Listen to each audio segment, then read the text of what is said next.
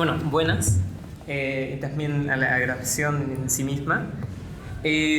Bueno, esta es una actividad del Círculo de Estudios Foucaultianos y desde el Círculo de Estudios Foucaultianos se ha querido hacer una serie de conversatorios que tienen una temática del pensamiento francés contemporáneo y queremos empezar este primer conversatorio con Frantz Fanon, el cual, decirlo que no es leído. Además, hay varias pretensiones con este ciclo de conversatorios. Por ejemplo, una primera pretensión es cambiar el formato que se hace en estas actividades académicas.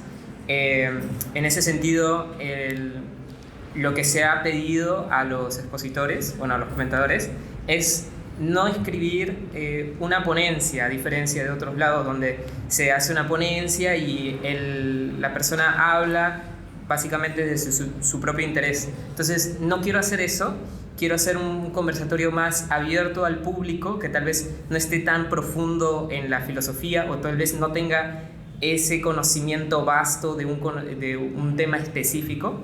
Entonces es necesario aperturar en ese sentido los debates.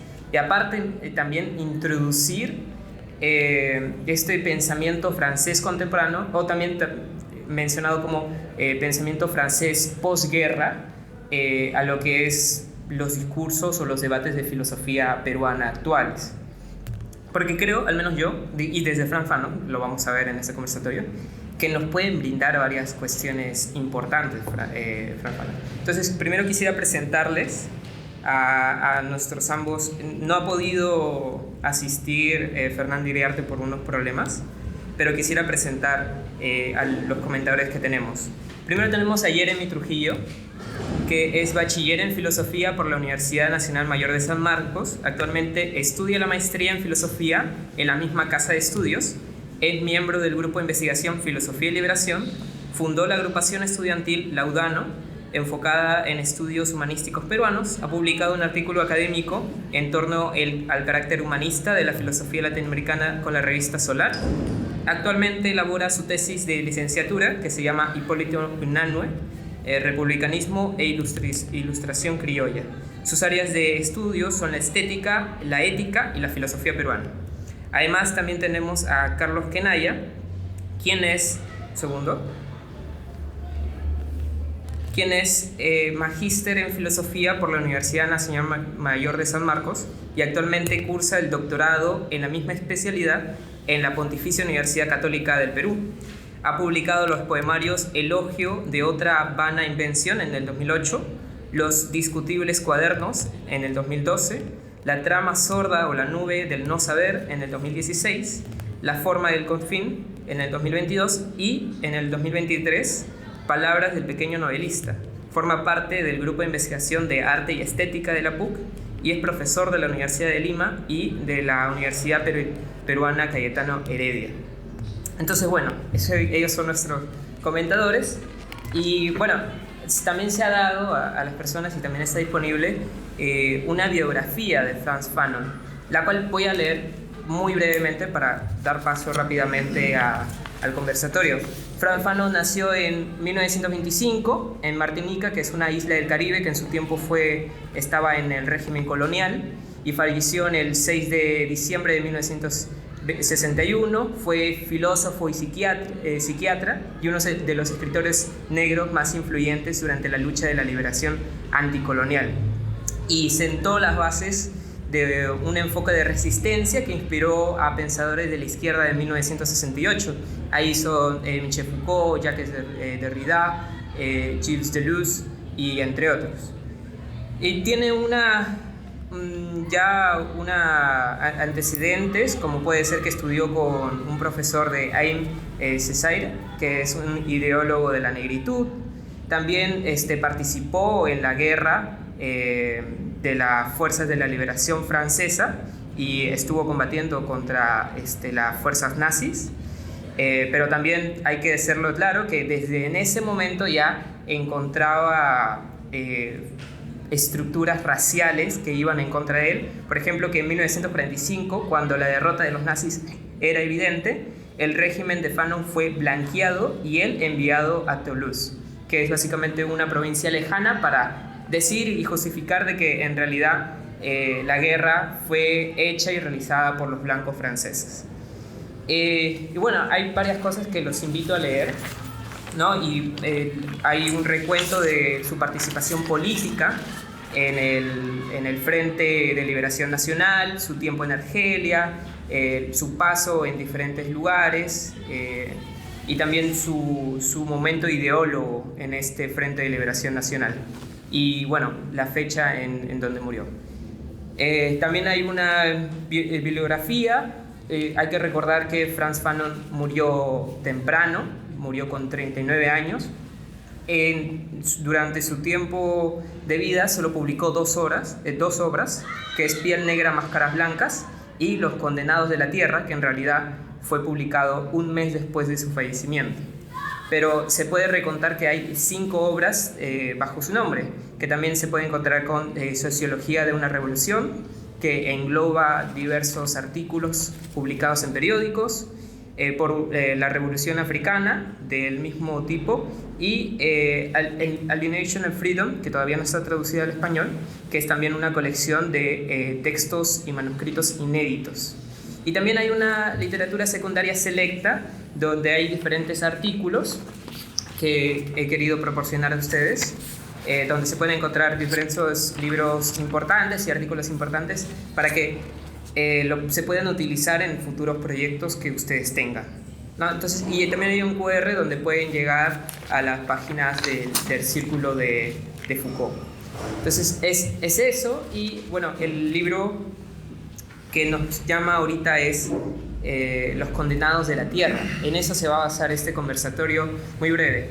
Ahí, como comentaba, que me fui del tema, el conversatorio va a tener esta relación de ya trasladar esa actitud activa que tenían los ponentes hacia el moderador y hacia también las personas del público, y ver, ¿no? O sea, que ese sea una conversación libre, más amigable, más amena.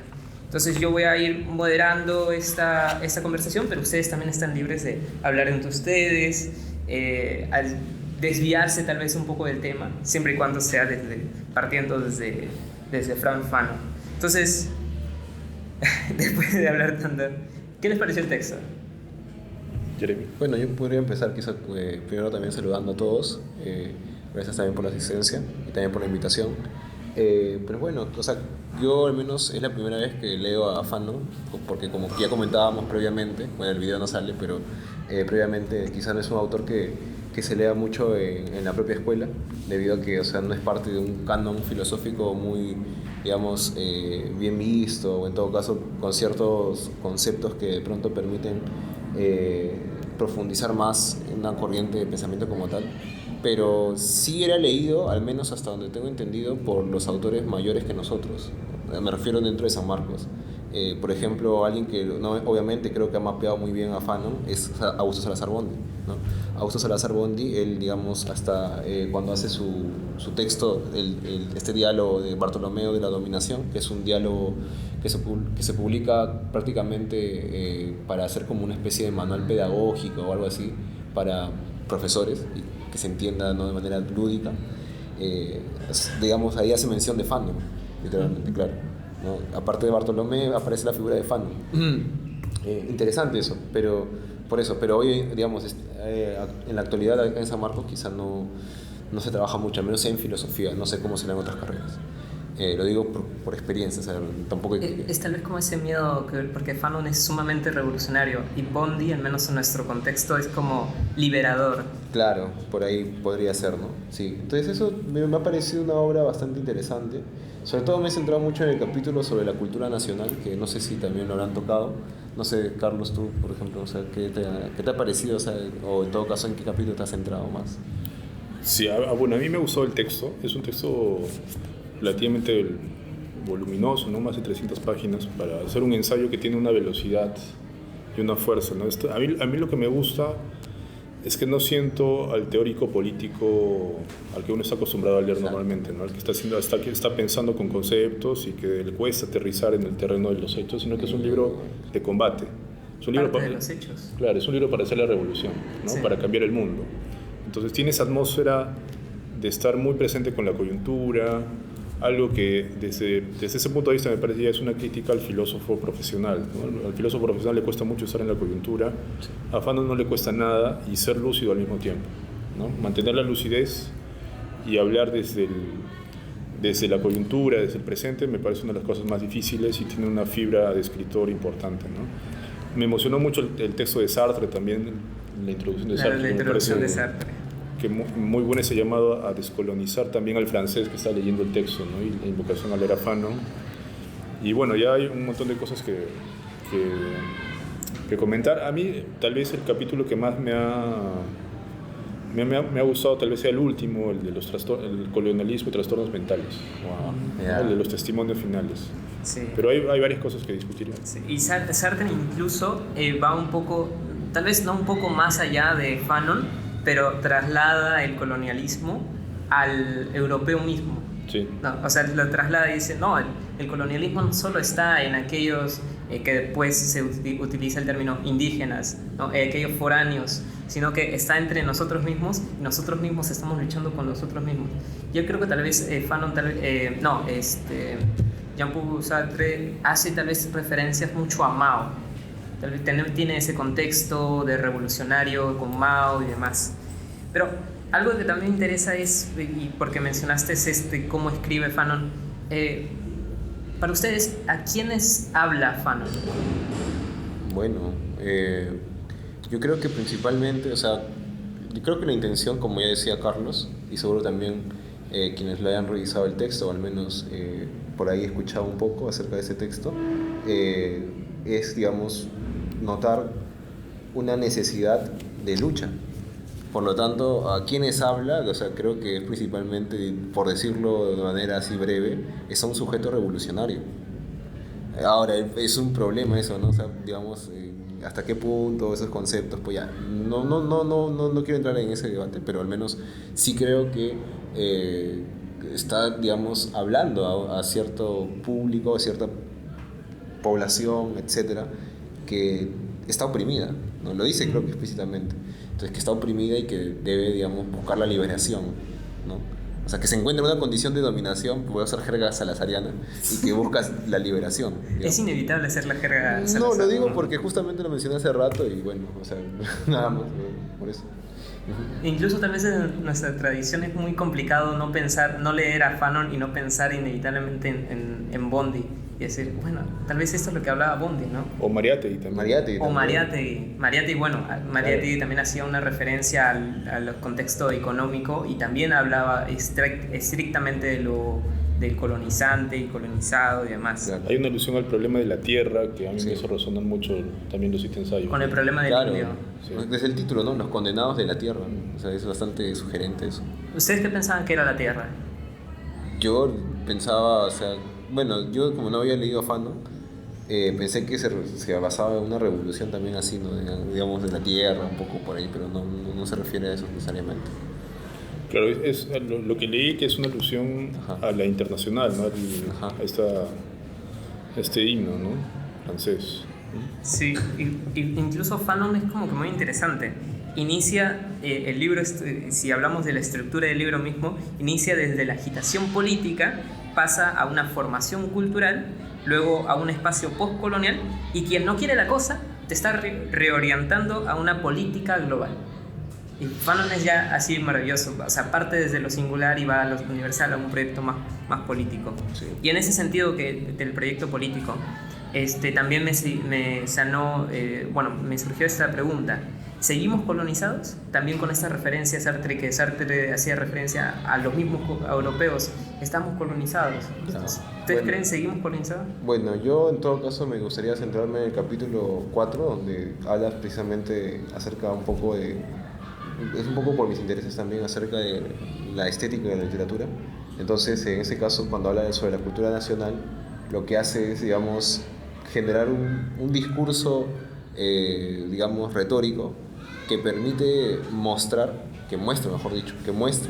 que la reivindicación de una identidad nacional está mediada por la superación del colonialismo.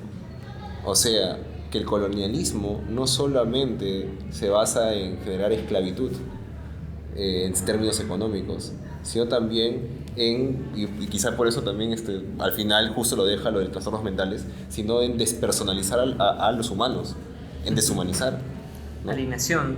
Claro, en deshumanizarlo. Y eso me llevó al texto que yo había leído anteriormente, que fue, digamos, un poco de un autor menor, no es tan conocido, Robert James, que escribió el texto de Los Jacobinos Negros, que también trata del tema de esa manera, ¿no?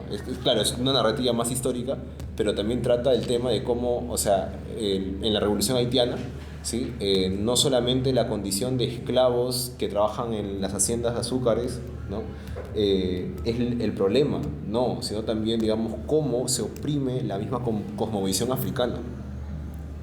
Es por eso que en este capítulo de la reivindicación de la nación, es que cita, por ejemplo, el proceso tanto africano como el árabe, donde se habla de la reivindicación de una literatura negra.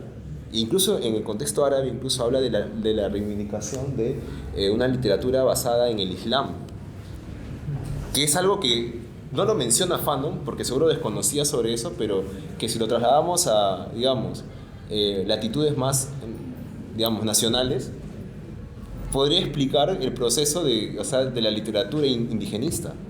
Sí. Claro, o sea que en términos así breves, el colonialismo lo que hace es homogenizar a un grupo que no ha sido homogenizado y oprimirlo.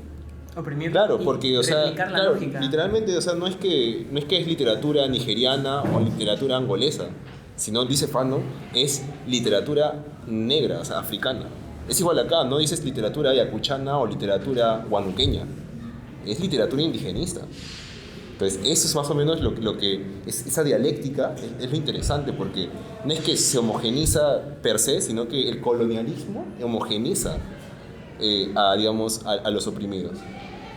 Y los oprimidos tienen que luchar con el colonialismo bajo esa lógica que ha sido impuesta previamente. Bajo esa lógica. Dialéctica, ¿no? Sí, sí. Y luego se habla tal vez de una reivindicación cultural, sí, pero ya todavía permanente, y tal vez ya no se puede escapar o no regresar a su originalidad, a su cultura original, sino que ya siempre están con esas perturbaciones, que luego habla desde un contexto psicopatológico, ¿no?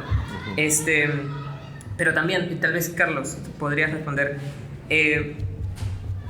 siguiendo en este contexto todavía, tal vez no adentrarnos al libro mismo, pero se podría decir que esto ya no hay procesos de descolonización en la actualidad, pero tal vez de colonización de nosotros mismos, bajo la réplica o todavía la mensificación del proceso económico. Yo creo que sí, o sea, me parece que el poder, o sea, tiene una estructura colonial aún, ¿no? O sea, que es un concepto todavía pertinente, pensando en el concepto de Quijano de colonialidad del poder, por ejemplo, ¿no? O sea, que no podemos pensar el capitalismo, ¿no? La estructura, el sistema económico-político sin este componente colonial. Y que me parece que pensar en general, pensar críticamente, articular un proyecto estético, cultural, significa ser crítico de estas estructuras, ¿no? Pensar, por ejemplo, la filosofía que aprendemos en estas aulas, me parece que todavía tiene una deuda colonial muy fuerte, ¿no? Generalmente eurocéntrica. Entonces, me parece que en ese sentido hay una vigencia de la crítica, ¿no? De poner la atención en ese punto, que nos cuesta a todos, ¿no? Y creo que en ese sentido, un autor que nos puede parecer tan lejano, podríamos reclamarlo dentro del estirpe de nuestros autores, digamos, más clásicos, como Garcilaso o Juan Poma, ¿no? Sí. Que son autores también que están pensando el problema de la colonialidad. Acá tengo justo un texto que estaba recordando a propósito de Fanon, que es de Gonzalo Lamaná, cómo piensan los indios, los intelectuales andinos coloniales y la cuestión del racismo. El racismo es una cuestión que le interesa también, ¿no? al problema de la colonialidad del poder. Aunque hay obviamente diferencias muy importantes, ¿no? Pero digamos, desde ese punto de partida, el intelectual de este lado del mundo tiene que pensar, me parece, en clave crítica, ¿no? De esa estructura colonial. Y creo que eso se mantiene hasta el día de hoy como una tarea permanentemente por renovarse, ¿no? De diferentes maneras, con diferentes estrategias, obviamente, ¿no? Y ya hemos sacado 3 autores como, bueno, los principales al menos, que es Quijano, Bondi y Mariátegui. Es como una línea que sigue ahí desde, si hablamos del tema de colonización.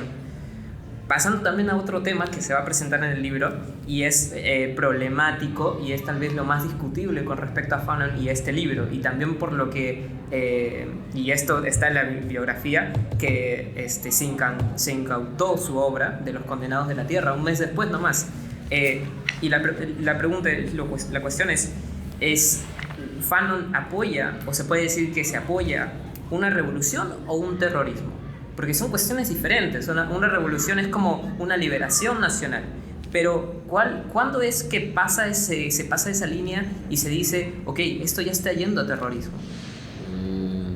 Bueno, eso depende, no sé qué entiendes por terrorismo. O sea, ¿A qué te refieres ya con terrorismo? salirse de las rúbricas de la revolución, o sea, de la reivindicación o de la construcción nacional. Ya, o sea, y eso podría ser como que un ejemplo concreto. Por ejemplo, ¿no? Voy a hacer muchos matices para que tal Claro. vez no se Ajá. me malentienda. El Movadef, bueno, antes el Sendero Luminoso, se decía, ¿no? Esto es un proyecto de revolución, de reconstrucción nacional. Pero en un punto fueron en contra de las masas, fueron en contra del capital y cruzaron esa línea y fueron al terrorismo. Entonces, en ese mismo contexto era como la pregunta, ¿no? ¿Cómo vemos esos procesos revolucionarios ahora? Pero, o sea, ya, a ver, por lo que te he entendido, tú estás entendiendo por terrorismo una praxis revolucionaria desviada. Entonces, en ese sentido, bueno, yo si me preguntas personalmente, o sea, yo me hago cargo de mi opinión, pues yo considero que, o sea, que pues no, o sea, que una acción en ese sentido, en esos términos que has planteado, una acción terrorista, sería una acción obviamente, digamos, incluso deshumanizante, incluso que apoya el colonialismo, porque está en contra de las masas. O sea, eso como lo has descrito, yo lo veo así. Pero si es una acción revolucionaria, no desviada, digamos, o sea, sí, que va a favor de la liberación, entonces sí, o sea, está en contra del colonialismo, porque de nuevo, planteo el asunto, como preguntaste por lo colonial, tiene que venir siempre de la mano con la cuestión de la liberación. Pero el problema creo que está no tanto en esas, digamos, un poco calificaciones maniqueas. Si uno es terrorista, otro es revolucionario, ¿no? Recto, verdadero, y el otro es desviado, falso. No sé si eso sea así. Creo que la discusión está hasta qué punto se construye un discurso que legitima, digamos, una acción revolucionaria. Porque si es que se legitima, como pasa ahí cita mucho al mundo árabe, y lo cual me parece bastante visible, ¿no? Entonces, si es que en el mundo árabe, o sea, pueden decapitar con tranquilidad, o sea, y puede ser justificado por eso, o sea, dependiendo. Por eso digo, no sé hasta qué punto podemos tener esas calificaciones maniqueas, pero sí creo que la cuestión sería en la constitución del mismo discurso. Sí, yo creo también que, para completar lo que dice Jeremy, que el sujeto que escribe ese texto no es un sujeto autoritario, no es un sujeto dogmático, es un sujeto convencido de que hay que librar una lucha, pero no es un sujeto dogmático que busca dogmatizar a un público determinado, ¿no? Sino que busca liberar a un pueblo que está históricamente oprimido, ¿no? Ahora, yo creo que de todas maneras sus convicciones hay que discutirlas, son problemáticas, algunas de estas ideas seguramente ya ahora nos quedan un poco lejos. Justamente el capítulo sobre la violencia es uno de los capítulos que a mí más me da para decir algunas cosas probablemente, pero de hecho la etiqueta de terrorista o algo así no le queda para nada, ¿no? Me parece que eso no sería pertinente, ¿no? Es un libro que quiere hacer la revolución y quiere transformar el mundo, y en eso hay una cierta ingenuidad, me parece, también, ¿no? Que uno desde la distancia me parece que la mira con cierta... no sé, con admiración también, porque la hemos perdido, ¿no? O sea, nadie escribe ahora para cambiar el mundo, nadie va a saber escribir 300 páginas pensando que después de este libro, publico ese libro y la realidad voy a ayudar a la transformación de mi pueblo, ¿no? Ya no estamos en ese momento, y es un libro escrito con mucha sensibilidad al borde de la muerte, ¿no? Porque le da leucemia y está ya... El mismo año lo escribió. O sea, se está combatiendo también con la muerte, está en su último tramo final, como dijiste al inicio, es alguien que ha muerto a los 36, 39 años más o menos, ¿no? Y ahí para discriminar justamente lo que se entiende por violencia o el sentido político de la violencia, a mí me sirve mucho Hannah Arendt. Hannah Arendt distingue entre libertad y liberación, ¿no? La liberación puede suponer un momento de violencia, pero no conduce necesariamente a la libertad. La libertad requiere leyes, requiere que la fundación de un espacio nuevo, de convivencia, etc., ¿no? Y la violencia, dice Hannah Arendt, puede tener justificación, pero nunca tendrá legitimidad. Justificación porque la violencia, dice, se refiere siempre a la esfera de medios. Tiene que ver con que siempre se hace a un acto, se justifica la violencia para lograr un fin determinado, con el peligro de que siempre el acto violento sobrepase al fin. Pero siempre cuando se habla en torno a la violencia, se construye un discurso en torno a los medios para lograr un objetivo. La justificación tiene que ver con el futuro. Según Arendt, la legitimidad tiene que ver con el pasado, no con el futuro. Entonces, la acción política o la política requiere legitimidad, ¿no? La violencia nunca puede aspirar a ser legítima. A lo más que puede aspirar a tener justificación, Sí. y en un corto plazo. Exacto. ¿No? Con los riesgos que también obviamente puede suponer esto, ¿no? Sí. Por ejemplo, esas distinciones a mí me parecen útiles de repente. No, Fanon obviamente no las utiliza, pero podrían ayudar de repente a conversar un poco. Claro, yo creo que sí, ¿no? Para complementar un poco lo que ha dicho Carlos, o sea, permite, o sea, comprender hasta cierto punto ciertas ideas. Incluso me gustaría, no sé, preguntarte si es que notas también que dentro de esa discusión, libertad, liberación, como has planteado acá, y la violencia, hay hasta cierto, digamos, discusión que creo yo es la más importante, antropológica. O sea, no sé hasta qué punto la discusión antropológica en Fanon es, creo que casi lo más relevante de toda la obra. No sé, ¿qué opinas tú acerca de eso, Carlos? ¿En qué sentido la discusión? ¿Cómo La discusión antropológica en el sentido de mostrar cómo, digamos, en este caso, las personas afrodescendientes y africanos se encuentran en una situación de deshumanización, ¿no? En una situación de esclavitud, de colonial, ¿no? Entonces, cómo este texto, o sea, digamos, que busca o tiene, digamos, tendencias políticas, parte de una discusión filosófica en sentido antropológico, ¿no? Está ahí, digamos, ese es como que está disputando, ¿no? Por la hegemonía, porque hablamos de derechos humanos, etcétera, ¿no? Por ejemplo, para quizá contextualizarte más, este texto que vuelvo a citar, ¿no? Los jacobinos negros, el nombre del título es muy sugerente, o sea, jacobinos negros, o sea, es como que Ya sabes lo que son los jacobinos de Robespierre, pero no son ellos, o sea, son los jacobinos, o sea, son revolucionarios, pero haitianos. Entonces, es como que estuviera diciéndote, mira, o sea, los esclavos negros a los cuales catalogaron de bárbaros, de, digamos, de inferiores, etcétera, son astutos y son capaces de liderar una revolución al igual que los revolucionarios franceses. Entonces, hasta por eso, ¿no? Ahí está, digamos, la discusión antropológica, y es más o menos, creo que lo que Fanon también muestra, o sea, que en estos esencialismos que se catalogaba la negritud, lo negro, cómo la liberación y la libertad que tú decías puede empalmar en eso, o sea, con la discusión antropológica. Claro, hacia el final, creo que en las conclusiones o en algunos momentos del texto se habla de un hombre nuevo, ¿no? Vale. Hay que crear un hombre nuevo. Un humanismo. Un humanismo nuevo. Creo que eso no está dibujado, perfilado mucho en él, hasta donde yo he leído el texto, ¿no?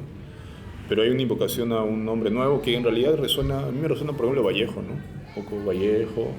Yo pienso que este texto combina bien con España parte de mí este cáliz, por ejemplo, ¿no? Vale. Esa invocación a empezar otra vez, hacer la revolución y que de esto surja un ser humano nuevo. Creo que esa es tal vez la pista de esperanza, ¿no? Para, digamos, para imaginar un mundo de otra manera. Pero también, de hecho, hay momentos en los que uno siente que Fanon puede quedar un poco encerrado en su lógica, ¿no? Porque el texto literalmente dice que las relaciones de poder son maniqueas, hay oprimidos y opresores, ¿no? Y la idea es que a través de la violencia se inviertan esas relaciones, no para, ¿no?, encontrar un punto medio o algo parecido, sino para que el oprimido pase a ser algo así como el opresor, Claro. ¿no? Porque el negro envidia, ¿no?, el lugar. Igual también es un movimiento dialéctico desde parte del colonizado para liberarse en cierto sentido, ¿no? Y él, bueno, él lo pone en un sentido de desintoxicación psicopatológica, pero bueno, hay esas diferencias que tú como mencionas, ¿no? Y solo para aclarar, ya se puede hacer preguntas normal. Pero sí, hay como esa relación psicopatológica, de movimiento del sujeto. Y, igual con lo que mencionabas, aparte antropológico, desde una perspectiva y algunos artículos que se han publicado desde académicos Foucaultianos que han leído a Fanon, lo que se habla tal vez no es de una antropología, sino de creación de sujetos. Y esta creación de sujetos, al menos a mí, desde mi lectura, no hay solo una creación de sujeto del colono al colonizado.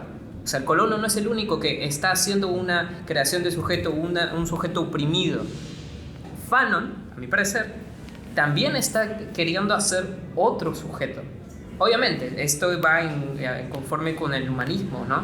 Pero él también quiere un sujeto político que vaya en contra de las políticas colonizadoras. Un sujeto revolucionario. Claro, un sujeto revolucionario. Como el Marx. Conforme a ese proyecto político. Pero bueno, vamos un poco más adentrándonos, poco a poco estamos adentrándonos. Pero antes de tocar lo que es la violencia, hay que tocar también un punto que es con lo que inicia el libro, que es intelectuales colonizados. Entonces, ¿por qué los intelectuales, quienes son aquellos que deberían intentar son los que son el medio entre praxis y teoría, no corresponden a la realidad? Incluso Fanon habla, ¿no? Son los que han vivido allá en Francia y a pesar de estar en nuestro lugar, no hablan de nosotros, ¿no? O sea, ¿por qué los intelectuales no se comprometen? Claro. Bueno, ese es, creo que uno de los problemas en general para los que tratamos de pensar ciertas cosas como estas. ¿Cuál es la relación entre el pensamiento y la acción, ¿no? Ahí hay un gran tema, ¿no? ¿Cómo se relaciona el pensamiento con la acción?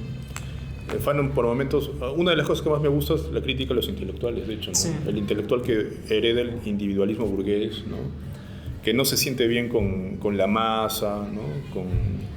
Con la gente más humilde. Habla de ellos, habla de sus problemas, pero de cierta manera alejado de él. Sí, sí, hay un texto de George, se me está yendo el apellido, Simenon, si mal no recuerdo, que se llama Sociología de los Sentidos, y donde dice que, por ejemplo, habla sobre el olfato. Dice que el intelectual más comprometido, marxista, digamos, ¿no? con la causa obrera, puede tener discursos encendidos a favor de la revolución o lo que fuera, pero no soportaría sentarse mucho tiempo frente a un obrero, por ejemplo, sudoroso, no aguantaría su olor. No, exactamente. Entonces, hay una suerte de estética de los sentidos. En el intelectual también hay una estética, ¿no? Rechazamos ciertas cosas. Le costaría mucho a un intelectual estar al costado de un obrero conversando, compartiendo de repente una comida. Y Fanon incluso dice, no es solo el intelectual el que rechaza a la masa también rechaza al intelectual. Claro. Sí. Es en un otro sentido. Y en eso ya, y también abriendo tal vez la conversación en el contexto peruano. En ese sentido, ¿existen intelectuales en el Perú? Porque hemos visto, han existido movimientos políticos en los últimos años, pero tal vez no se ha visto, no se ha percibido a una figura intelectual que esté en ese sentido apoyando o esté en esa relación entre praxis, o sea, la acción, y la teoría. O sea, ¿te refieres a que si en el Perú existen intelectuales comprometidos políticamente? Claro. Creo que no hay muchos, o sea, no lo sé, o sea, no he visto muchos, digamos. O sea, es algo que se matice bien. Si con ser comprometido políticamente es estar en un partido político, pues hay un montón, supongo. No sé, debe haber varios profesores de universidad que son parte de varios partidos políticos, no lo sé. Pero si me dices que tengan casi como un proyecto nacional, casi como ideológico, no hay ninguno. Claro, y esos son esos que crean un proyecto, una teoría nacional, esos son los que piensa Fanon. Pero no hay, pareciera que no hay, ¿no? Sí, me parece que ese es un gran tema, ¿no? ¿Qué ha pasado con la relación entre el intelectual y la esfera pública? El intelectual ha desaparecido un poco de la esfera pública, ¿no? O sea, su voz ya no es relevante para poder hablar de los grandes temas, ¿no? Un poco se lo ha comido las otras demandas que tenemos actualmente, ¿no? O sea, las redes sociales, internet, todo eso genera otras dinámicas, intercambio, ¿no? Lo que vemos son eventos, lo que vemos son intereses académicos, pero compromisos ciudadanos, porque la gente siempre se pone la camiseta cuando hay que ponerse la camiseta en redes sociales, por ejemplo. Ese academicismo ha terminado por socavar todo lo que Y es diluye de repente algo, un proyecto más, ¿no? Estamos fragmentados de pronto en general, ¿no? Como sociedad, y se diluye un poco la idea de debatir ideas con proyectos de repente de más largo aliento, pero eso es en general también, ¿no? O sea, ese tiempo de los 60s y de los 70s, por eso lo miramos nosotros con, o sea, por eso parece un texto que tiene cierta ingenuidad. Cuando Guamán Poma escribe, por ejemplo, una carta al rey, ¿no? En su texto, en su crónica, ¿no? En su nueva crónica, él también quiere cambiar obviamente las situaciones de opresión, ¿no? Piensa que la escritura tiene un efecto sobre la realidad, ¿no? Me parece que acá también Fanon piensa que la escritura tiene una misión que cumplir en el mundo, ¿no? Creo que nosotros en general hemos perdido esa fe o esa confianza en que el texto, la palabra escrita, tenga un poder político, ¿no? Tenemos que hacer de pronto muchos esfuerzos para recuperar esa fe, ¿no? Para que se articule de alguna manera, pero en general es como que entre la palabra y el mundo hay un abismo, y lo que decimos queda entre nosotros y no tiene un efecto más allá de nosotros, ¿no? Sí, incluso Fanon no ha escrito mucho, a pesar, bueno, ya tiene 39 años, obviamente no va a tener muchas obras publicadas, pero recordemos, el primer texto es a propósito que tiene que presentar una disertación para poder graduarse. Esa es una. Igualmente habla desde una relación entre los negros y la experimentación de ese mundo blanco. Y este segundo libro, como ya lo hemos estado caracterizando, es un libro muy sentimental. Es un libro escrito así en pocos meses, a veces parece que fueran aforismos. Entonces ese escrito también es muy rápido. Y los otros libros, que no son propiamente libros, sino son una colección de textos de periódicos que él ha estado publicando como una suerte de propaganda en el Frente de Liberación Nacional. Ahí es, como mencionas, o sea, es completamente esa representación. Los intelectuales que escribían en la primera mitad del siglo XX, ¿no? Benjamin, Arendt, no sé, todos, escribían en condiciones súper precarias. Tenían que estar migrando, tenían que estar subiéndose a un barco, tenían que estar huyendo de los nazis, no tenían trabajo, ¿no? O sea, habían condiciones sumamente difíciles y desarrollaron una gran labor intelectual, ¿no? Ahora nuestras condiciones son distintas, no solamente son pues las ideales para poder tratar de escribir un paper, ¿no? Pero la relación entre el pensamiento y digamos la vida en general parece que se ha tomado más distancia, ¿no? En general porque se ha mercantilizado, pues, ¿no? También, ¿no? O sea, ahora la aspiración del estudiante de letras es publicar en papers, y eso significa hacer carrera académica, ¿no? Sí, hacer carrera académica. Entonces, la carrera académica neutraliza cualquier tipo de crítica más allá de la revista que nadie lee, por otra parte. Claro, es una especie de neoescolasticismo eso. Sí. Claro, o sea, publican y se comentan en revistas indexadas y todo sale en Scholar, ¿no? Google Scholar. Si tiene más números de citas, mejor. Claro. O sea, y tal vez eso también lo podemos relacionar con lo que estábamos hablando de la formación de un individuo, ¿no? Para el colono lo que quiere hacer es crear un individuo civilizado y útil para la economía del mercado, porque está repitiendo su lógica. Claro, pero la cuestión ahí no solamente es económica, por eso, o sea, creo que lo interesante de Fanon, y quizá no sé si va un poco más allá de Marx, pero lo interesante también es ver que, o sea, tiene una tendencia a notar o mostrar, como decía, la condición cultural, por de alguna manera. Podría citar esta parte donde justamente habla acerca de eso y cómo, digamos, al oprimido se le arrincona a que prácticamente asuma su condición negativa. O sea, tienes que aceptar que tú, digamos, estás mal y que yo voy a venir a salvarte. Y usan una metáfora bien hermosa, que es la metáfora de la madre y el hijo, ¿no? Como metáfora más hermosa creo que no puede encontrar, ¿no? Dice algo así como, mira, en el plano del inconsciente, dice, el colonialismo no quería ser percibido por el indígena como una madre dulce y bienhechora que protege al niño contra un medio hostil.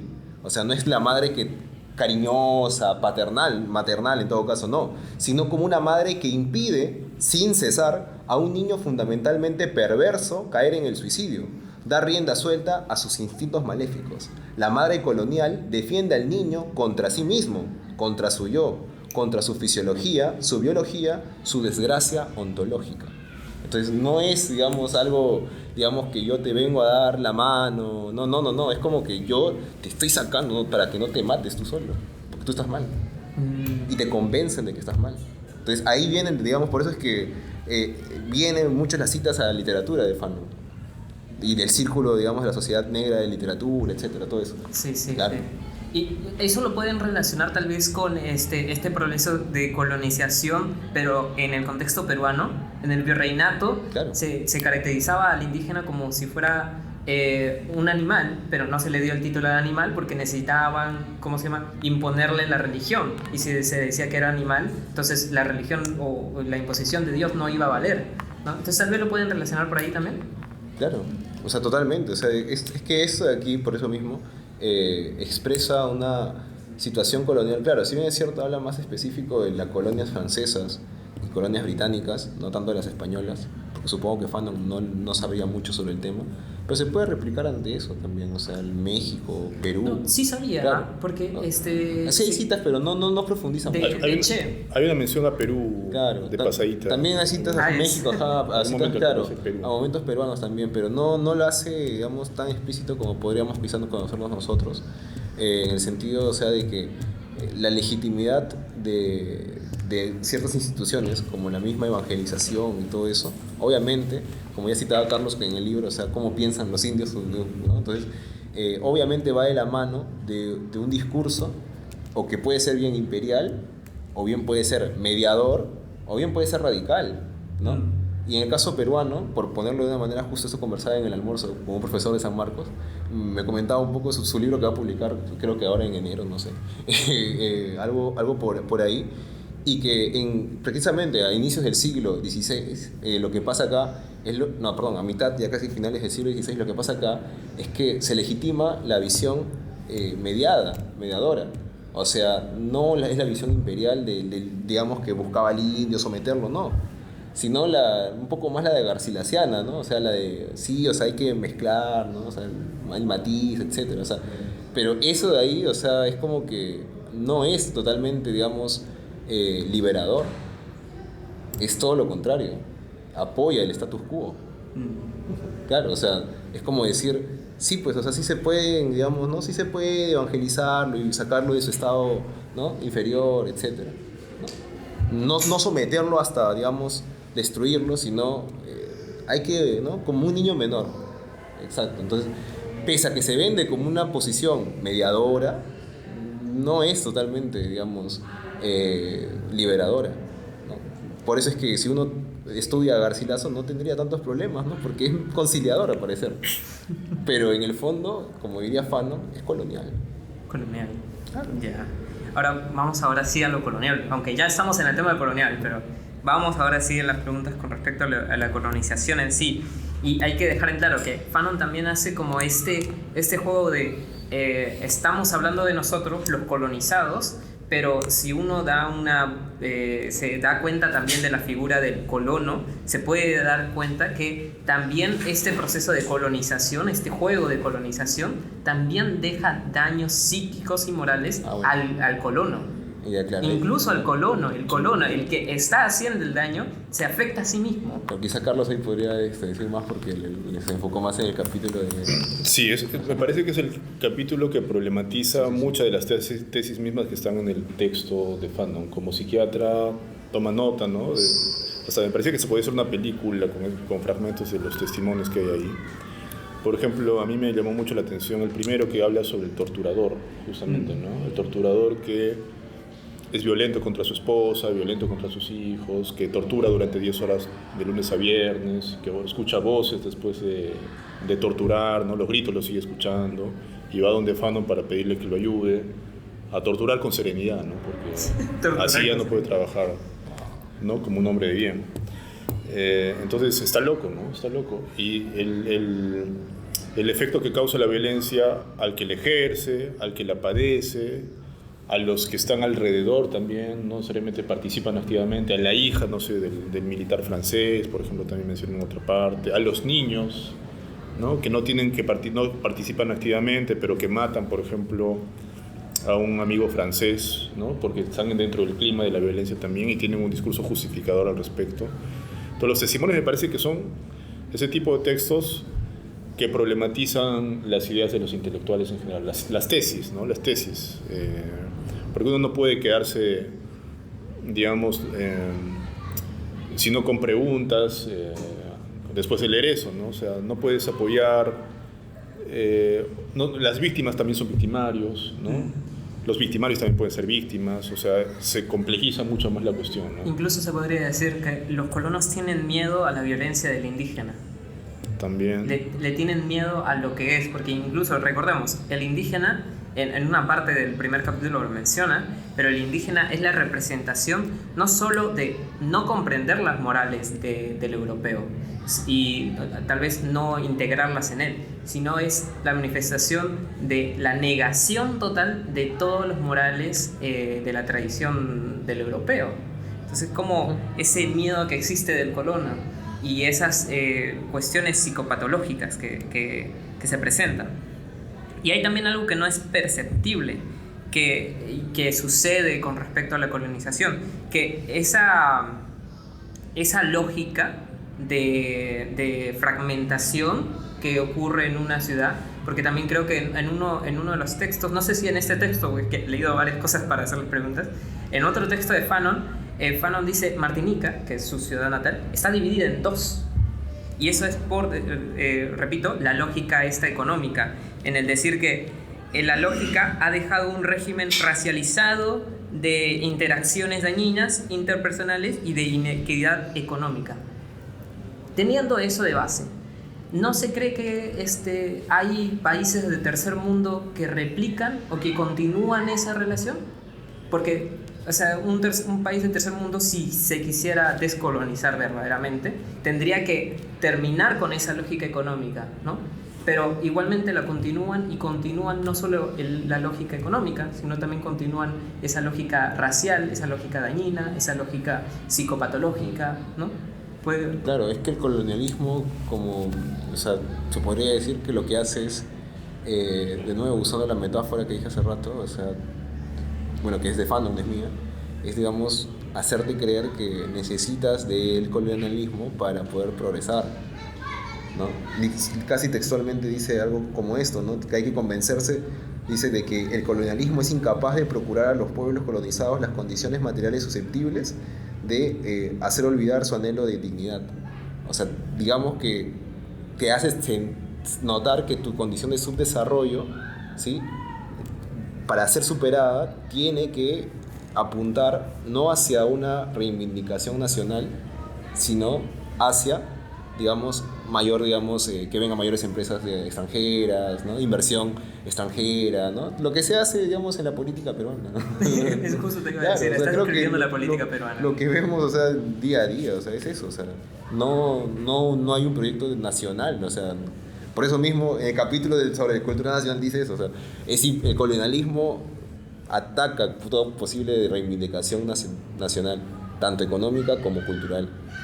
Y ese es el sujeto que quiere crear, nuevamente, ese es el sujeto que quiere crear desde la decolonización, un sujeto con conciencia nacional. Sí, pero no sé hasta qué punto, o sea, los proyectos nacionales pueden tener cierta potencia para, sobre todo hoy en día, para poder, digamos, atacar eso, no lo sé.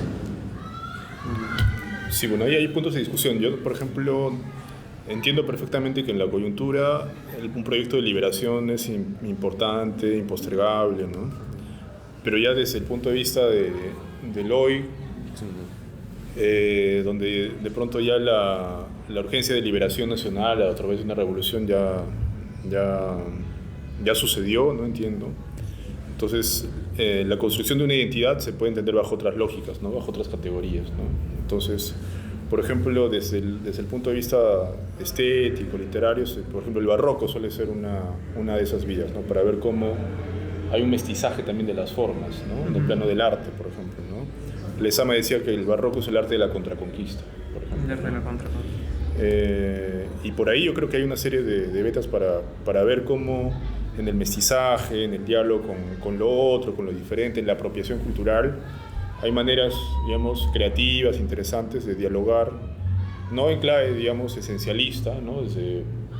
como peruanos, como lo que fuere, pero sí con nuestra propia originalidad y con una apuesta, digamos, política, estética también propia, ¿no? Mariátegui, Vallejo, Arguedas, ¿no? Pertenece un poco a esa tradición, ¿no? De personas que o escriben en quechua o en español, pero el quechua está sonando en su castellano, por ejemplo, ¿no? Y se vuelve el castellano como un mediador entre culturas, entre visiones del mundo, ¿no? Pero bueno, vamos a otro aspecto de la violencia, porque hay varios aspectos de la violencia que menciona. Y es, como ya habíamos mencionado, esta violencia como realización psicoterapéutica. Es esta violencia que hay dos, ¿no? Es la violencia desintoxicante, que se puede describir como que una violencia que amena al complejo de inferioridad impuesta por el colonizador sobre el colonizado. Como habíamos dicho, es efímera, es banal, y lo que sigue es como que la permanente, y que justo estábamos haciendo referencia, Carlos, con respecto a las es esas secuelas de la violencia, que los actores de atentados, por ejemplo, ¿no? Usualmente sufren secuelas psicológicas debido a su actuar, ¿no? Y que se presentan como momentos revividos y de todo. ¿Creen que ese tipo de violencia es una moneda a pagar después de la reivindicación nacional, después de una revolución? O sea, los traumas, claro, los trastornos mentales de los ¿son traumas inevitables? No lo sé. No podría darte una respuesta acerca de Porque eso. todo el proceso de descolonización es violencia, Claro. como se había mencionado, y es inevitable. Entonces pareciera, ¿no? ese trauma después, post liberación. O sea, cuando hay un choque, obviamente va a haber una consecuencia, ¿no? Tiene que haber una consecuencia. Y la cuestión es que Fanon está entendiendo ese choque también como un proceso de humanización. Ajá. O sea, ese es lo digamos, controversial en él. Sí, pero creo que hay también que pensar fuera de callejones sin salida, ¿no? O sea, frente a la situación traumática también es posible, no sé, ensayar otras posibles respuestas. No es que haya curas, ¿no?, para todos los problemas, pero el humor, la danza, la alegría, el texto también habla de esas manifestaciones artísticas en las que están presentes los cantos, no sé. Manifestaciones ¿no? estéticas. Estéticas, sentimientos de comunidad, por ejemplo. Hay un profundo sentimiento de comunidad que Fanon rescata, ¿no?, entre la gente más pobre, por ejemplo, ¿no? Yo creo que esa restauración de los lazos, ¿no?, es muy importante para restablecer también nuestra salud mental a nivel individual, ¿no? Entonces, habría que apostar también por la alegría. Yo creo que Fanon no está peleado con la alegría, aunque obviamente el ánimo no suele ser preponderantemente alegre, ¿no?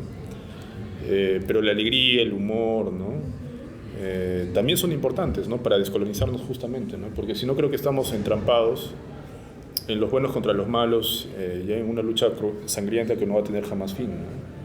Entonces, para poder abrir otros terrenos, me parece que hay que ensayar también otro tipo de opciones, ¿no?, en la lucha justamente por la vida, ¿no?, porque al final se trata de apostar por seguir viviendo, ¿no? Sí, y también podemos decir que la violencia es una condición de la libertad, necesariamente. Claro. Para Fanon sí. Para Fanon sí. Claro. Igualmente el texto es escrito desde un proceso descolonizante. O sea, Fanon al fin y al cabo quiere ver ese final al fin del túnel, ¿no?, que es la buena vida o un estilo de vida feliz desde una nación que ha recuperado su Claro, cultura. es que desde esa época era posible hacer eso. Ahorita no. Bueno, no es posible hacer eso. La economía ya ha sido muy rampante en O ese sea, sentido. hoy en día no se puede hacer un proceso revolucionario en un país como, por ejemplo, el Perú. ¿Y qué hay de, por ejemplo, comunidades indígenas? Por eso, o sea, no, de nuevo, o sea, no son, digamos, por decir de una manera ya, proyectos nacionales, o serían en todo caso proyectos locales, en base a ciertas concepciones que tengan cada comunidad, por decir una especie de especulación. O sea, de nuevo, si yo me baso en la lectura y en lo que me dice la lectura, pues claro, o sea, la revolución es humanizadora. Pero si me preguntas a mí lo que yo pienso sobre eso, ya es otra cosa. Claro. Igual existen algunos proyectos descolonizantes en África todavía. ¿En qué sentido? Hay todavía países que están liderando una lucha armada en contra de otra nación o en contra de sí mismos para poder estabilizar una nación. Ya. O sea, todavía digo que a lo que hago referencia es como pareciera que en África al menos o sea, desde el contexto mismo de Fanon todavía ese proceso de lucha sigue vigente, pero desde el nuestro, desde América, pareciera que ya como dices, solo hay desde proyectos comunitarios. Claro, tú en todo caso, locales. como lo has planteado, hasta podría sugerir que, o sea, trágicamente podría hasta pasar una guerra civil, ¿no? Si lo dices así, que en África hay procesos donde hasta se pelean con ellos mismos, en el Perú podría pasar algo así, ¿no? Y eso lo cual no es bonito, obviamente, pero... Y eso me lleva a otra pregunta, digamos, asumiendo ese contexto, ¿hay una justificación de la violencia de defensa de las armas? O sea, ¿hay una justificación de la violencia en el sentido de que un grupo utiliza las armas para defenderse contra reglas coloniales? Igualmente, Carlos nos estaba hablando, por ejemplo, tal vez Carlos puedes tomar esta pregunta. Hannah Arendt hablaba de una justificación y una legitimidad, pero ya poniéndolo en ese sentido colonial, ¿cómo lo ves? Y desde una lectura de Fanon. O sea, la justificación, o sea, es posible justificar la violencia, sí es posible justificar la violencia. Lo que Arendt dice es que nunca podría tener legitimidad la violencia, ¿no? La justificación tiene que ver con que la violencia siempre es un medio para lograr un fin, y ahí estaría su justificación. ¿Qué es posterior? La violencia no necesita, por otra parte, palabras, necesita la fuerza, ¿no?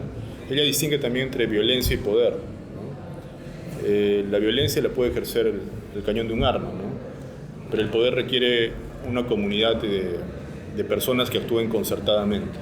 Entonces el poder no lo detenta una persona porque tenga a las fuerzas armadas detrás de esa persona. Más bien ese poder, esa fuerza revela su falta de poder y la crisis de autoridad que tiene, ¿no? La legitimidad surge de esa acción concertada más bien, ¿no? Que implica la acción, digamos, de muchos, ¿no? En cambio la fuerza y la violencia puede doblegar obviamente también a la masa, ¿no? Entonces, digamos, lo que veríamos en nuestro contexto sobre todo es que hay violencia, pero no hay poder. No hay poder. Incluso hay justificación de esa violencia. Sí. Claro. Vamos a un... Pero no sé si acá en el público... sí, también pueden preguntar, por si acaso. En hay cualquier protestas, momento. ¿no? Ajá. Sí, yo estaba... Bueno, la vez yo no lo tenía mapeado a Fanon. O sea, en realidad no, porque... No sé, será porque no estoy todavía tan influenciado por lectores que no son tan relevantes, no tan conocidos como Kant, Hegel, etc. Pero me estaba buscando porque en la biografía me di cuenta que era psiquiatra y incluso tiene influencias sobre Freud, del inconsciente. Y yo ahorita estoy leyendo a Carl Jung, que también es, por así decirlo, siguió siendo una influencia de Freud también. Algunos dicen que es su discípulo, pero en realidad no continúa lo de Freud. Pero lo interesante aquí es que se estaba mencionando esto de la colonización, cómo afecta no solamente al colonizador, sino también al colono. Y creo que eso también lo traigo como analogía con Jung, porque, bueno, esto lo he dicho varias veces y tal vez Linda lo he escuchado cuando menciono que cuando los padres, por ejemplo, a los niños les inculcan patrones de conducta, también le están inculcando indirectamente todo aquello que tiene que reforzar. O sea, por ejemplo, si te enseñan a ser puntual, vas a detestar la impuntualidad. Claro. Entonces, Te enseñas a ir justamente se refleja también en el propio acto de cuando el encuentro entre dos ontologías muy distintas, que es la americana y la europea, es el rechazo al cual no es, por así decirlo, normalizado. O sea, no es lo común o lo que hasta ese momento se conocía como algo propio, algo cercano. Entonces, ese rechazo incluso se discute bastante si tiene una base ontológica el indígena, si es un animal, si es un ser humano, o si está en medio, si tiene una propia identidad. Y es interesante, por eso digo, la analogía con el inconsciente y cómo afecta no solamente al propio colonizador, sino también al colono mismo. Claro, creo que la metáfora que dije, sí, la dije cuando llegaron, la de la madre. Claro, creo que eso refleja bastante lo que has dicho. Sí. Creo que lo resume muy bien, ¿no? O sea, supongo que también Fanon habrá escrito porque Yo ignoraba que era psiquiatra, también me enteré cuando recién lo leí. Pero igual me gusta cuando los escritores tienen estas metáforas que sintetizan las cosas para poder decirlo de manera muy breve. Entonces me parece muy bien lo que has dicho, o sea, me parece interesante. Pero no sé qué podría agregar Carlos antes. Claro, o sea, la violencia deja huellas, traumas, pues finalmente, ¿no? En la terminología de Freud, el trauma es aquello que no podemos, de lo cual no podemos hacer experiencia. Pero Benjamin tiene un texto sobre varios textos sobre ese tema, ¿no? Dice que habla de la pobreza de la experiencia. Cuando los soldados van a la guerra, pensando en la Primera Guerra Mundial, no vienen más cargados de experiencia, sino vienen más pobres de experiencia porque no tienen un relato, no pueden hacer experiencia de eso que han vivido, no porque no hayan pasado cosas, sino porque el trauma no los deja darle sentido a eso que han vivido, ¿no? Entonces hay una crisis de la experiencia, parece la idea del shock en ese caso, que es algo que más bien tratamos de olvidar, ¿no? y que regresa en el inconsciente, tal vez en una forma más problemática, ¿no? Entonces, claro, digamos que estos personajes que son los que padecen la violencia tienen esos problemas que después no saben qué les pasa, no entienden, los sorprende. Y bueno, el cine un poco exploraba eso también, ¿no? Díaz de Santiago, por ejemplo, en el Perú, el personaje de esa película, ¿no? Sí, regresa ¿no? de combatir con los terroristas y ya es un hombre que no funciona muy bien. La de blanco y negro. La de blanco y negro. Sí, creo que ahí tiene partes en blanco y negro. Claro, la partes en blanco y negro, ¿no? O sea, ya no funciona bien la realidad, ya no, ¿no? Claro. Son las secuelas, digamos, ¿no? De la violencia. Otra cosa interesante también es, también leí en algún momento ciertas partes de Bakunin, y algo interesante que él dice es que los cambios en realidad se dan por una revolución, y toda revolución implica cierto tipo de violencia. O sea, para hacer cambios radicales necesariamente hay violencia.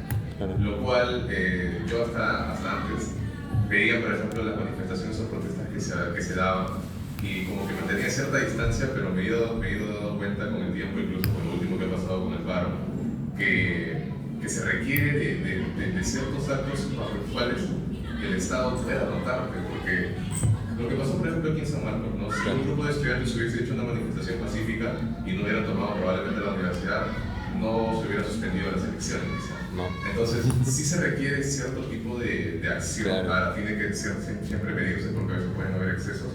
Pero es interesante porque hace rato también preguntaron si puede haber un proceso revolucionario aquí, en el Perú en específico. Y lo cual es muy complicado, porque para poder generar ello tendríamos que tener una identidad. Y Salazar justamente también habla sobre ello, que el Perú no tiene una propia identidad. ¿Cómo define ser peruano? Y existen culturas muy fragmentarias que pueden apuntar hacia un punto en común, pero siempre con ciertos matices, y bajo lo cual pues no se llega a algo en concreto, ¿no? Claro. Creo que para agregar un poco, creo que también me lo mencionó Carlos hace ratito, o sea, cuando dijo acerca de cómo desde el poder, bueno, sin poder en realidad, la fuerza militar digamos, ejerce la violencia, pero eso muestra más bien la debilidad del poder quienes tienen la autoridad política. Y eso es más o menos lo que muestra por qué es necesario a veces que en las manifestaciones, como has mencionado, también se realicen ciertos actos de violencia. Pero ¿por qué no se cataloga también de violencia, como creo que les puso Carlos? O sea, la presión que hacen de parte de las fuerzas del poder, o sea, digamos por ejemplo, no sé, los militares, etc. Hace unos días, creo que ayer fue que vi una foto de la presidenta y detrás de ella un montón de militares con armas, ¿no? O sea, esa imagen mediática claro, es pública y se genera miedo. Claro, claro, hay una cuestión incluso estética ahí de la sensibilidad. Claro, esa misma foto es ya visual. Por lo que pasó con el paro también. Es como decirte, hay videos claro, donde sí hay policías y militares que ejercen violencia, pero que claro, como son cosas que no se dan a notar públicamente porque los medios de comunicación no lo muestran, pasan desapercibidos. Claro, por eso es que cuando cada rato que preguntaba Martín acerca de la violencia, yo de nuevo le digo, según Fanon, sí. Pero por eso, depende. ¿Es problemática este asunto? Para Fanon, ¿no? Es problemático para quizás los que están en el poder, puede ser problemático. Pero para Fanon y los oprimidos creo que no es problemático.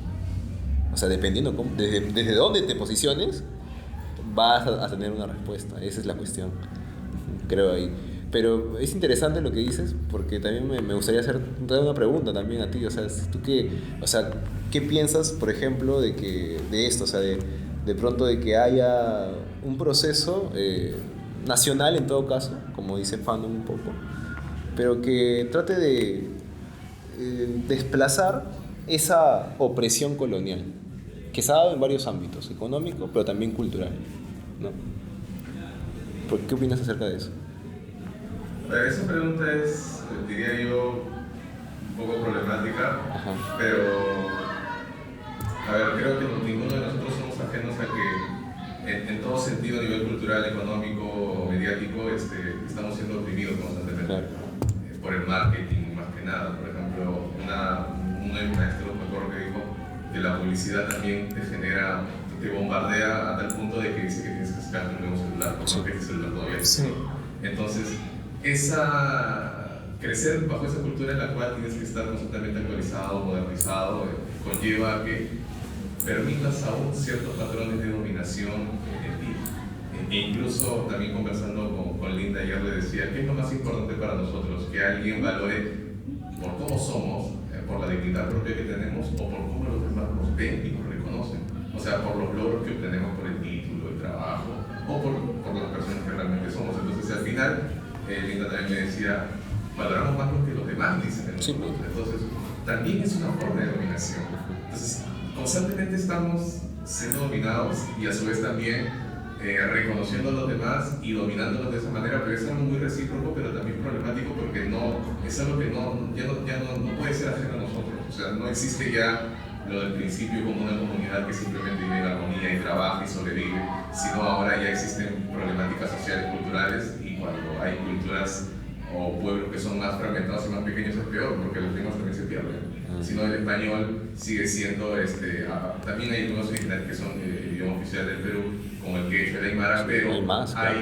hay lenguas que son muy pequeñas de familia, muy diminutas, que no tienen relevancia. No, pues, sí, exactamente. Pero yo diría que el sujeto revolucionario se ha transformado en el sujeto emprendedor desde los 90 para acá, ¿no? Y el sujeto emprendedor no quiere hacer revolución, quiere trabajo, quiere entrar al mercado, quiere salir Hay adelante. personas que son mediáticas que dicen el pobre porque quiere. Claro. Claro. O sea, se desentiende de la cuestión social para refugiarse en un discurso más individualista que desarticula cualquier tipo de proyecto Totalmente. político. Y en ese sentido, pues ahí no hay condiciones objetivas para hablar en esos términos, ¿no? Y cuando Fanon habla de revolución, incluso él tiene la esperanza más, y creo que de manera idealista, en el lumpen proletariado. Dicen los vagos, los granujas, creo que las prostitutas, los miserables, los campesinos más pobres, que no tienen nada que perder, son los que puedan hacer la revolución. Más revolucionarios que nosotros en general, ¿no? Digamos, suelen ser, no sé, ahorita los transportistas, ¿no? Ellos podrían encauzar mejor un movimiento social que los estudiantes de filosofía de San Marcos. Sí. Sí. Y lo están haciendo. Lo están haciendo. Lo están haciendo. Nosotros, mientras hablamos de Fanon, ellos están en la calle. claro. Sí. Nosotros hablamos de alguien que en verdad estuvo en la revolución, Ajá. ellos están haciendo Y la ahora, revolución. incluso ya con lo que dijo, creo que uno, no sé si es ministro o... Están haciendo la historia. que prácticamente dijo que aquel que convoque un nuevo paro va a ser catalogado como traidor. traidor. Entonces, Bueno, Pero esto que- está siendo grabado, así que por favor. no, pero esos son temas que se pueden tocar, ¿no? Claro, porque si no Sí. es públicamente lo que ha Claro. dicho el ministro. Claro. Antes de Claro. nada, ¿usted tenía una pregunta? Sí, es interesante el tema de Fanon, es muy importante, ¿no? Porque es un idiota que da una propuesta radical para la liberación de su pueblo, el pueblo africano. Pero me da un poco de una cuestión curiosa esa de que no exista, ¿no? Más revolucionario que haya planteado algo para el país, ¿no? Para acá, ¿no? Me parece un poco retrotraer eso hasta Juan Poma, me parece un poco exagerado, pero yo creo que ha habido propuestas en el siglo XX o inicio del siglo XX, Claro, sí. en la época de More, Mariate y el tema del Grupo Colonia, el inicio es un poco más amplio, pero ha habido propuestas de cambio radical en el país y ha habido individuos en cada región, sea Bajo, Puno, en los inicios del siglo XX ha habido varias revueltas contra el tema fiscal, contra el tema de los abusos de los comunales, etc. Y cosa que también ha repercutido eso en Cusco, en Ayacucho. Siempre ha habido esa movida en el sur. también en el norte de Sahara. Y ha habido individuos en todas esas regiones que han logrado crear no solamente el lado político, sino también el lado literario, el lado poético, el pictórico, etc. Ha habido una propuesta que surja de las raíces propias del país y que se muestre como algo contra el tema impositivo que lo que se manejaba en ese entonces, la oligarquía que gobernaba, ¿no? Entonces, existen, yo creo que existen, ¿no? Hay propuestas que están totalmente olvidadas, ni siquiera desaprobadas. Entonces, hay grandes ideólogos o pensadores que han buscado una manera, de qué manera poder, no solamente fuera del indigenismo, quizás, dar una propuesta radical como la que quiso Frank Fanon, ¿no? Sí. Porque él básicamente quería la liberación y pone ahí a Francia, ¿no? Como el foco imperial que tendría súbditos alrededor, que eran sus colonias, ¿no? Que es Argelia. Lo mismo aquí en el país. Por ejemplo, en Puno existía Manuel Churata, Claro. Arturo Peralta.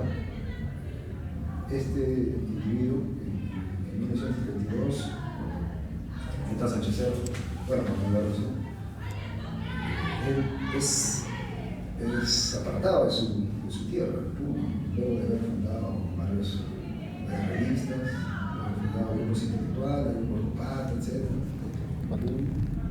Influencia de Mariana, tiene una comunicación tremenda, y es exiliado a Bolivia. Y en Bolivia también crea, etcétera, ¿no? La gesta bárbara, no sé qué más antes. Y luego participa también en la problemática de Bolivia. Incluso es anterior, ¿no? A este gran intelectual que luego envió una similitud con Fanon, que es Fausto Reynal. No sé si han escuchado de Fausto Reynal, es un ideólogo boliviano que también tiene un libro interesante, muy interesante, que coge muchos temas de Fanon, ¿sí? Coge muchos temas en su libro. Sí, incluso en el Perú, creo, ya, doy este beneficio. Tal vez, al menos yo, he estado pensando mucho en un intelectual como una persona de letras. Tal vez se han presentado en provincia, además hay que tener en cuenta, el Perú es muy, tiene muchas culturas y estas culturas tal vez no se conexionan muy bien, no hay una comunicación muy bien entre unas y otras. Tal vez no hemos dado cuenta de que hay intelectuales en ese sentido que no solo son de letras, sino que también han tenido pero sí han tenido esta relación de teoría y acción y praxis en cada una de sus localidades. Tal vez ese proyecto se puede ver desde el Perú, ¿no? Ya no verlo desde un sentido nacional, como se pudo haber hecho en Argelia y en otras partes, sino tal vez en un sentido local o regional, porque hay que diferenciarlo con el contexto peruano. Cuando fue la toma de Lima, se hizo una separación muy clara. Las personas que estaban viniendo a tomar Lima son del sur. Unas cuestiones de identidades muy separadas, al menos en ese momento que se estaban haciendo notar en algunas, por ejemplo, redes sociales como X y demás. Entonces, tal vez hay que verlo por ese sentido. Y voy a cerrar con algunas preguntas porque ya nos quedan 5 minutos, aunque no parezca. Hemos hablado bastante, pero hay 2 preguntas que quisiera tal vez solventar. La primera es que se podría concluir que es necesaria una extrema desobediencia civil en el sentido de la civilización impuesta por los colonos como una única forma moral de resistencia política. O sea, ir en contra de las leyes jurídicas del colono para realizar el proyecto descolonial. Desobedecer es una forma de actuar. Yo creo que hace falta también desobedecer. Eso es racional, eso puede ser inteligente, eso puede ser profundamente moral, profundamente político. Lo que no sé a qué te refieres con la única manera, ¿no? Claro, También hace falta respetar la ley, el orden. Tiene también, trampa, eso te también tiene pregunto. sentido. Claro, tiene trampa. Sí. O sea, también nos hace falta que al cruzar la pista no aprender a respetar la luz verde, ¿no? Y la luz roja, en fin, pero también hace falta desobedecer, por supuesto, ¿no? Claro.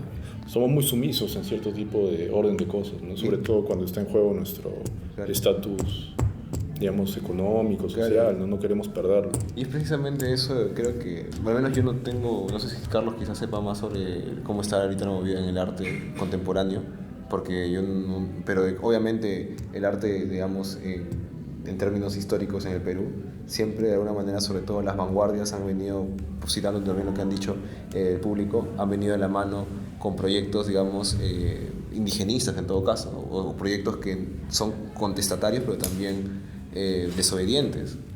O sea, mientras las vanguardias creo que en Europa se ligan más hasta a fascismos, a cambio acá se ligan más, o sea, por ejemplo, ¿no? el grupo Orcopata, lo que es la María Churata, o sea, es vanguardista totalmente. Sí. O sea, y ese es desobediente totalmente. Claro. Por eso, pero yo no sé hasta qué punto ahora, decía yo, o sea, ahora existe alguien así. No sé, yo aquí en la escuela, por ejemplo, en filosofía no veo a nadie así.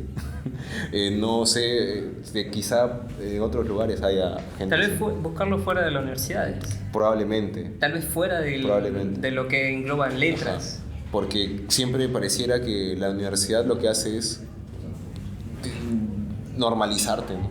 Mm. Te hace obediente. Y lo último, ya para concluir, esto es como tal vez sus palabras finales de ustedes, es ¿cuál es la naturaleza del humanismo propuesto por Fanon?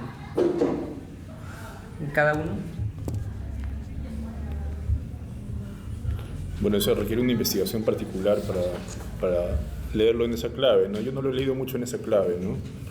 Creo que en el fondo es un humanismo que es más dialogante, más abierto. No sé si tiene una concepción cerrada, creo que no, ¿no? Digamos, en clave negativa, eso sería un ser humano que sea crítica del racismo, ¿no? Crítica de la opresión en general, ¿no? De todos los países que históricamente han padecido o hemos padecido todo tipo de opresión. Tal vez esa no sea la parte más atractiva de Fanon, ¿no? Porque a mí me interesarían al menos más bien los discursos poshumanistas en general, ¿no? Que tratan de invertir un poco la idea de humanidades tradicional, ¿no? Tal vez ahí Fanon tenga cierto aroma, digamos, a un poco más tradicional en ese sentido, ¿no? Un humanismo más tradicional, tal vez, no sé, no estoy seguro, ¿no? Pero hay otras comprensiones, ¿no? Ya lo humano, ¿qué es lo humano en general, ¿no? Eso es un tema, ¿no? Que se puede dibujar ya con otras herramientas ahora. Bueno, ¿Jeremy? yo por ensayar una especie de término podría decir que es un humanismo crítico, ¿no? O sea, que tiene, o sea, y antropológico, o sea, en el sentido de su base fundamental es ligar la discusión filosófica a las cosmovisiones incluso de estos pueblos africanos, o sea, no como, digamos, estudiarlos como tal, pero sí de que construyan su discurso a partir de la, digamos, de nuevo, del acercamiento hacia ese pasado que fue de manera escindida, ¿no? Para poder reivindicar su identidad nacional. Entonces creo que es en ese sentido un humanismo crítico. Yeah. No es un humanismo netamente, digamos, al estilo occidental. Occidental. Es contra el occidente y eso lo menciona. Sí, acá. es contra el occidentalismo. Hay mucho. Pero bueno, eso ha sido todo. Nada más anunciar que el siguiente mes hay de Luz Irigaray. Y listo. Gracias por ustedes. Gracias.